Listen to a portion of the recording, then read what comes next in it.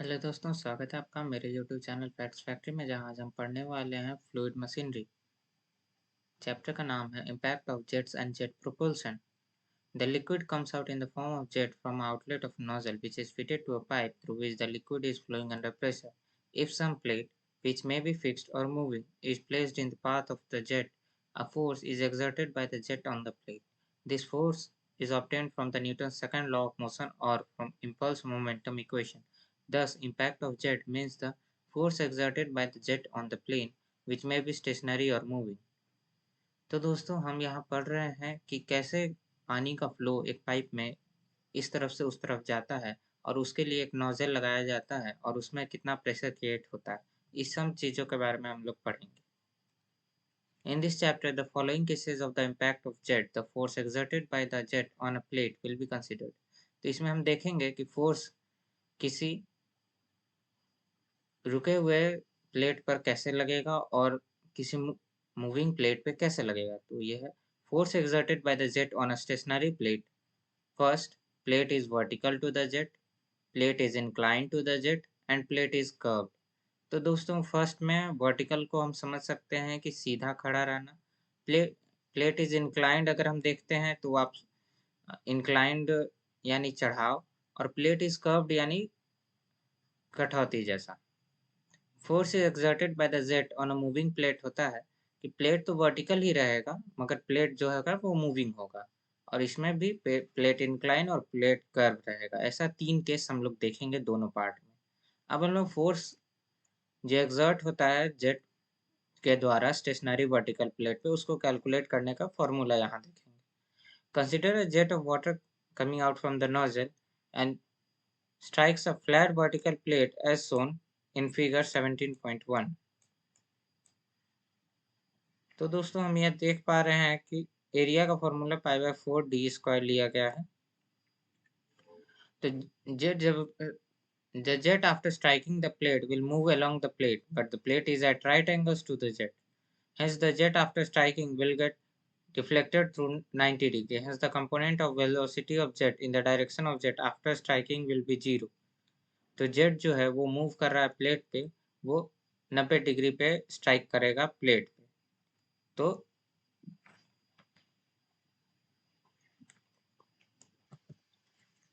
तो हम यहाँ देख सकते हैं Fx इजिकल टू है rate of change of momentum in direction of force, initial momentum minus final momentum by divided by time.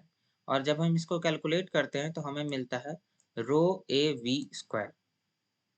For deriving the above equation, we have taken the initial velocity minus final velocity and not final velocity minus initial velocity.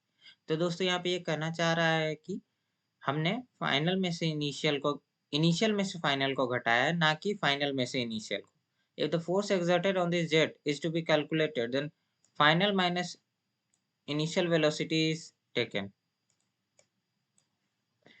लेकिन but if the force exerted by the jet on the plate is to be calculated, then initial velocity minus final velocity is taken. अब हम लोग दूसरा case देख रहे हैं, force exerted by jet on inclined flat plate. Inclined होता है कि जो प्लेट है वो किसी एंगल पे रखा हुआ है। तो हम यहाँ देख पा रहे हैं कि मास ऑफ वाटर पर सेकंड स्ट्राइकिंग द प्लेट होगा रो इंटू ए वी। तो हमारा फॉर्मूला जो आएगा वो आएगा rho A V square sine theta. अब ये हमने कैसे निकाला? तो ये देखिए, हमने इनिशियल वेलोसिटी ऑफ जेट लिया बिफोर स्ट्राइकिंग और फाइनल वेलोसिटी लिया जो आफ्टर स्ट्राइकिंग हुआ। तो फाइनल वेलोसिटी 0 इसलिए होगा क्योंकि इस जेट के स्ट्राइक करने के बाद उसका एंगल चेंज हो रहा है, तो उसका स्पीड 0 हो जाएगा। और इनिशियल वेलोसिटी की वैल्यू v साइन थीटा है क्योंकि हम उसका कंपोनेंट ले रहे हैं। और हमने जब इसको कंपोनेंट में डिवाइड किया तो x कंपोनेंट के लिए हमारा फॉर्मूला आएगा rho A V square sine square theta, और जब y कंपोनेंट के लिए करेंगे तो rho A V square sine theta cos theta. हमारा अगला टॉपिक है force exerted by jet on a stationary curve plate. तो let the jet of water strike a fixed curve plate at centre as shown in the figure 17.3। तो दोस्तों, ये है हमारा figure. ये देखिए, हम ये देख पा रहे हैं कि ये प्लेट जो है वो कर्व्ड है। The velocity at outlet of the plate can be resolved into two components, one in the direction of jet and other perpendicular to the direction of jet. Component of velocity जो होगा वो minus v cos theta कहलाएगा। अब देखिए यहाँ पे एक note लिखा हुआ है, negative sign is taken as the velocity outlet, it is in the opposite direction of the jet of water coming out from nozzle.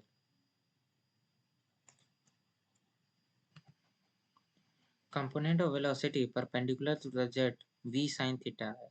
अब हम लोग force exerted by the jet in the direction of jet वो आ रहा है हमारा Fx is equal to mass per second into v1x minus 2x। 1x जो है वो इनिशियल वेलोसिटी और 2x जो है वो फाइनल वेलोसिटी है। अब हमारा फॉर्मूला आएगा Fx is equal to rho A V minus v cos theta, जो यहाँ माइनस माइनस प्लस हो जाएगा तो ये हो जाएगा रो ए V into V plus V cos theta. तो फाइनली हमारा फॉर्मूला आ जाएगा rho A V square 1 plus cos theta. हमने v को यहाँ कॉमन ले लिया। हमारा अगला जो कैटेगरी है वो है jet strikes the curved plate at one end tangentially when the plate is symmetrical। तो दोस्तों प्रोसेस वही है, सब कुछ वही है, बस प्लेट का कंडीशंस चेंज हो रहे हैं और जेट जो स्ट्राइक कर रहा है वो किस एंगल पे कर रहा है।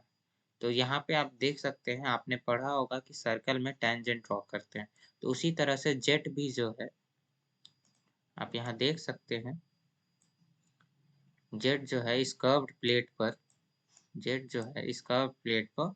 टेंजेंशियली फॉल कर रहा है। तो इसके लिए जब हम फोर्स का वैल्यू निकालते हैं तो उसका एक्स कंपोनेंट के लिए हमारा वैल्यू आता है 2 into rho A V square cos theta, और जब हम लोग वाई कंपोनेंट के लिए निकालते हैं तो वो आता है रो ए V into V sine theta minus V sine theta. अगला हमारा कंडीशन है jet strike the curve plate at one end tangentially when the plate is unsymmetrical. अब देखिए दोस्तों, प्लेट जो है वो अनसिमेट्रिकल है, तो हम इसका फिगर नहीं दिया गया है, कोई बात नहीं। तो हम जब इसका फॉर्मूला निकालेंगे तो एफ एक्स हो जाता है हमारा rho A V square cos theta plus cos five, और जब हम लोग इसका वाई कंपोनेंट देखते हैं तो ये हो जाता है rho A V square sine theta minus sine five.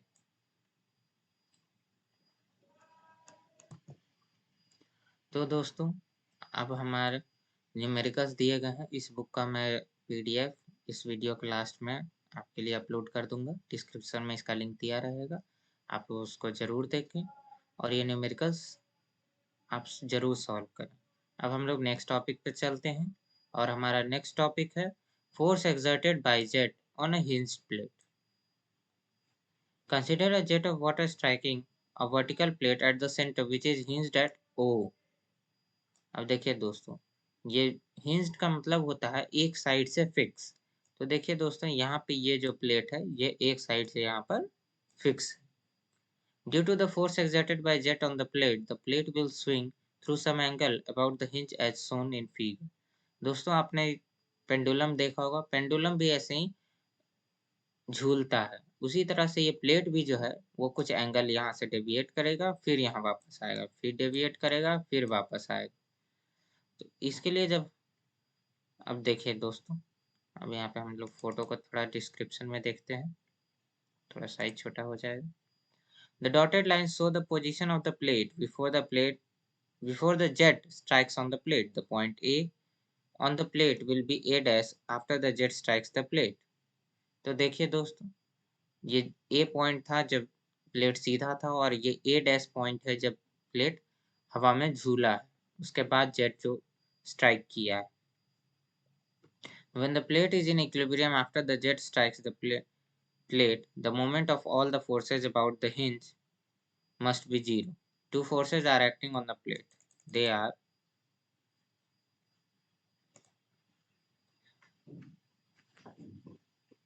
पहला फोर्स है force due to jet of water normal to the plate, जिसका वैल्यू है rho A V square sine theta dash, और वेट जब हम निकालते हैं तो हमारा आता है rho A V square into X. जब मोमेंट ऑफ वेट निकालते हैं तो वो आता है हमारा rho A V square into X equal to W into X into sine theta, जिसका वैल्यू फाइनल आता है sine theta equal to rho A V square by W. दोस्तों यहाँ पे फिर कुछ न्यूमेरिकल्स दिए गए हैं।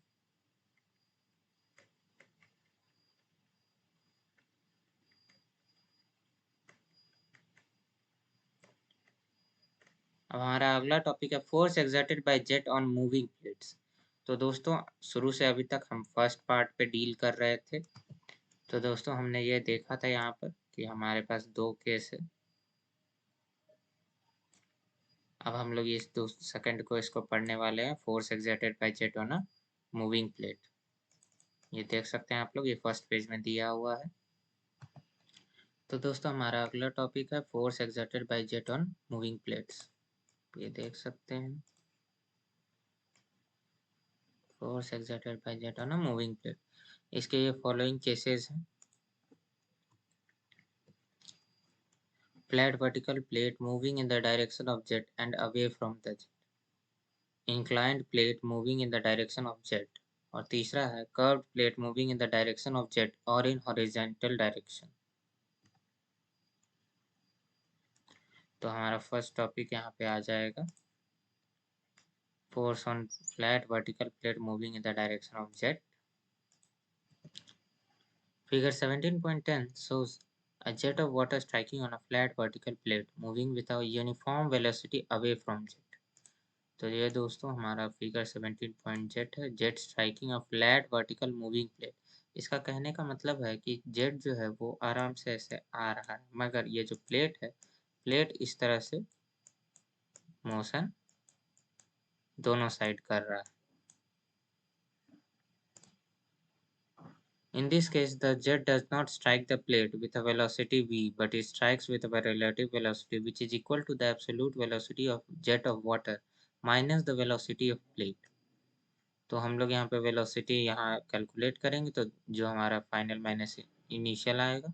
Mass of water striking the plate निकालने के लिए हम लोग फार्मूला लगाएंगे, density into area into velocity with which the jet strikes, यानी कितना स्पीड से वेलोसिटी जेट जो है वो स्ट्राइक कर रहा है इस प्लेट पर। तो हमारा फॉर्मूला आ जाएगा rho A into V minus you.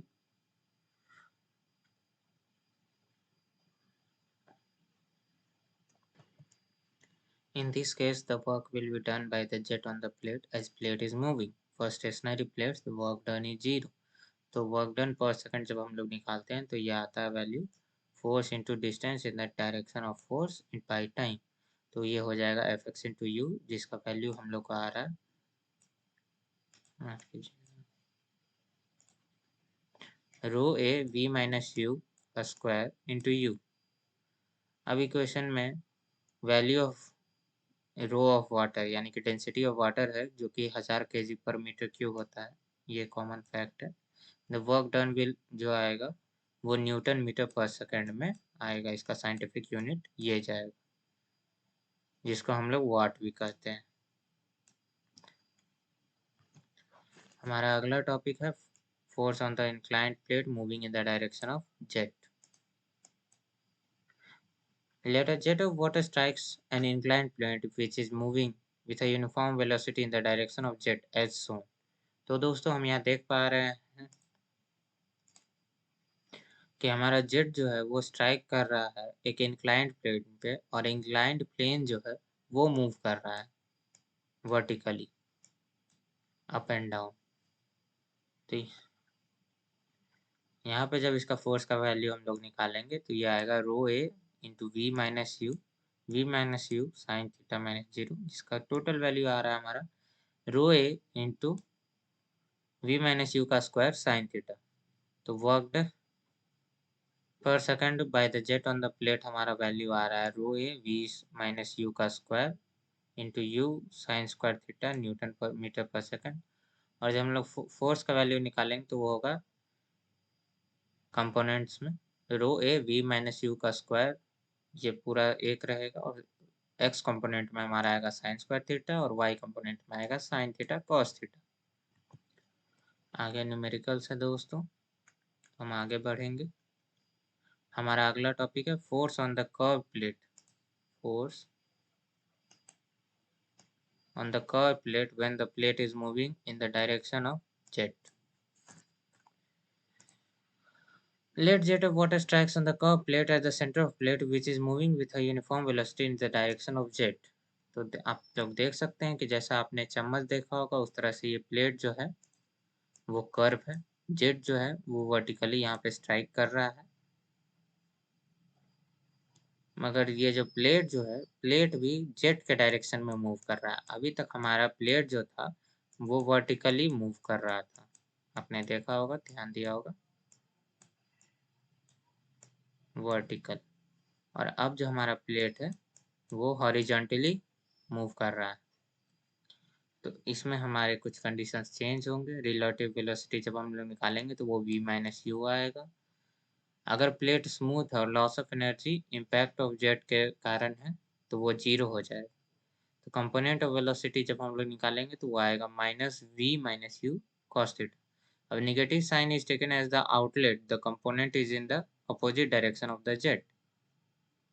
तो कंपोनेंट जो है वो जेट के डायरेक्शन से अपोजिट आया है, इसलिए हम लोगों ने वैल्यू नेगेटिव लिया है। अब हम लोग जब मास निकालेंगे तो मास का वैल्यू आ जाएगा rho A into V minus you, जो ऊपर के केसेस से कॉमन आते जा रहा है, बस फोर्स का वैल्यू जो हम लोग चेंज कर रहे हैं। तो ये आ गया हमारा फोर्स का वैल्यू जो है rho A V minus you का square into 1 plus cos theta, और वर्क डन जो है वो है rho A V minus you का square into you 1 plus cos theta. हमारा अगला टॉपिक आ जाएगा, देख रहे हैं, force exerted by jet of water on an unsymmetrical moving curved plate when jet strikes tangentially at one of the tips। तो देखिए दोस्तों, इस केस को समझना थोड़ा मुश्किल है, आप लोग ध्यान से देखिएगा। ये जो कर्व प्लेट है उसके टिप पे एक्शन हो रहा है। ये जो जेट है आप यहाँ देख पा रहे हैं, ये इसके यहाँ टिप पे स्ट्राइक कर रहा है, और ये जो प्लेट है अनसिमेट्रिकल है।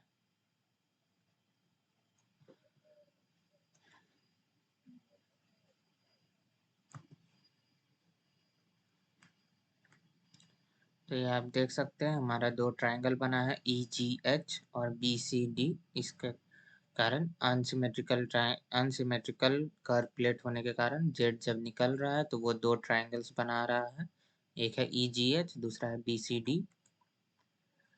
तो वेलोसिटी ट्रायंगल एट इनलेट, उसके बारे में डिस्क्रिप्शन दिया गया है, जो दोनों ट्रायंगल कैसे बन रहे हैं और कैसे कैसे लाइन ड्रॉ हुआ है ये देखा जा रहा है। If the vane is smooth and is having velocity in the direction of motion at inlet and outlet equal, then we have the value as VR1 is equal to VR2.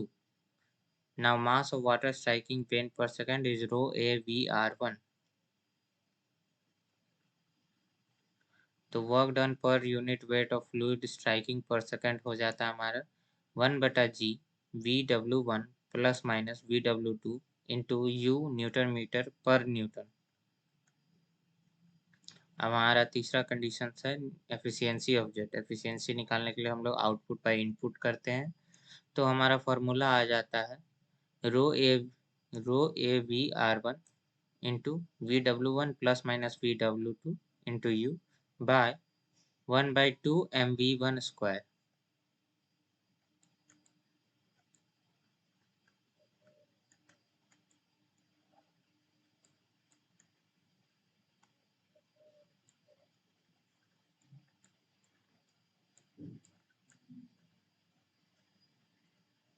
हमारा अगला topic है force exerted by jet of water on a series of vanes. Force exerted by jet of water on a single moving plate is not practically feasible. This case is only a theoretical one. दोस्तों, ये case possible नहीं है practically, तो इसको बस theory में पढ़ाया जाता है और ऐसा सोचा जाता है। In actual practice, a large number of plates are mounted on the circumference of the wheel at a fixed distance apart. ये आप देख रहे हैं दोस्तों, इस प्लेट्स का डिस्टेंस जो है वो इंटैक्ट रखा गया है, The jet strikes a plate, and due to the force exerted by jet on the plate, the wheel starts moving, and the second plate is mounted on the wheel, appears before the jet on the plate. The wheel starts moving, which again exerts the force on the second plate. Thus, each plate appears successively before the jet, and jet exerts force on the each plate. The wheel starts moving at a constant speed. दोस्तों ये concept आप पुराने ज़माने के जहाज़ों में देख सकते हैं, जब मोटर का आविष्कार होने के बाद जहाज़ को चलाने के लिए उसमें जो ब्लेड्स ज़रूरत होता था, तो उसमें राहत टाइप लगाया जाता था। उसमें भी ऐसे ही प्लेट्स होते थे या फिर बकेट लगे रहते थे और उसमें ये मूवमेंट होता था, बकेट में पानी भरता था, वो आगे बढ़ता था। उसी तरह से जेट भी जब स्ट्राइक कर रहा है, तो ये इस प्लेट को आगे ढकेल रहा है और अगला प्लेट इसके सामने आ रहा है और ये मोशन रेगुलर चलते रहेगा।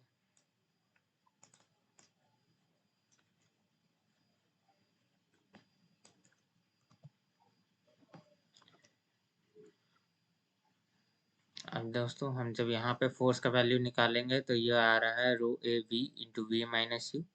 वर्क डन का वैल्यू ये है और इफिशियंसी जब हम निकालने जाते हैं तो ये आता है 2u v minus u by v square. Condition for maximum efficiency, इसके लिए हमारा वैल्यू जो है, जब हमारा value d eta by d u का वैल्यू 0 होगा, तब हमारा जो एफिशिएंसी है वो मैक्सिमम आएगा। तो फाइनली मैक्सिमम एफिशिएंसी की वैल्यू है 50%, यानी कि जेट के प्रोपल्सन में इस केस में जो हमने देखा force exerted by jet of water on a series of veins, इसकी मैक्सिमम एफिशिएंसी आपको 50% मिलती है। अब हमारा अगला टॉपिक है force exerted on a series of radial curved veins. For a radial curved vane, the radius of vane at inlet and outlet is different, and hence the tangential velocities of radial vane at inlet and outlet will not be equal. तो आप देख पा रहे हैं force exerted on a series of radial curved veins, तो हमारे veins जो हैं यहाँ पे कर्व्ड रहेंगे और इनलेट और आउटलेट में चेंजिंग आएगा।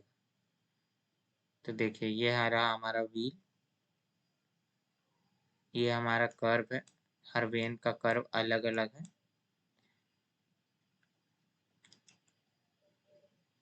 अब जब हम इसमें मोमेंटम निकालेंगे तो वो आएगा रो ए V one into V W one और momentum of water at outlet per second, ये हमारा वैल्यू है।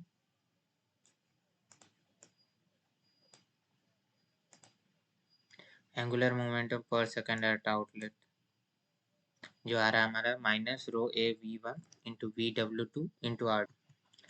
तो टॉर्क जब एक्सर्ट होगा इस पे, क्योंकि ये जो जेट है वो टेंजेंशियली मूव कर रहा है, तो एंगुलर डिस्प्लेसमेंट होगा, तो उसको हम लोग सर्कुलर वे में टॉर्क कहते हैं।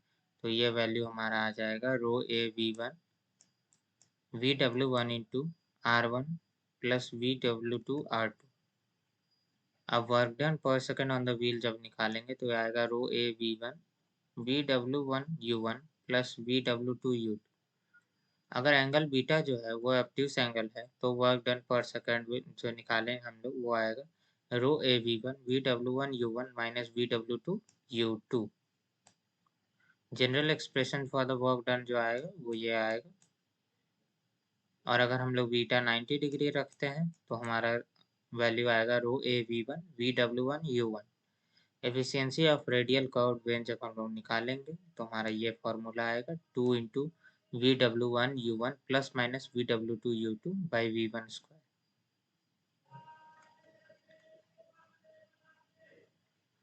दोस्तों ये हमारा इम्पैक्ट ऑफ जेट प्रोपल्सन का चैप्टर का फर्स्ट पार्ट है। इसके बाकी टॉपिक्स पढ़ने के लिए अगले वीडियो में मिलते हैं। Thank you.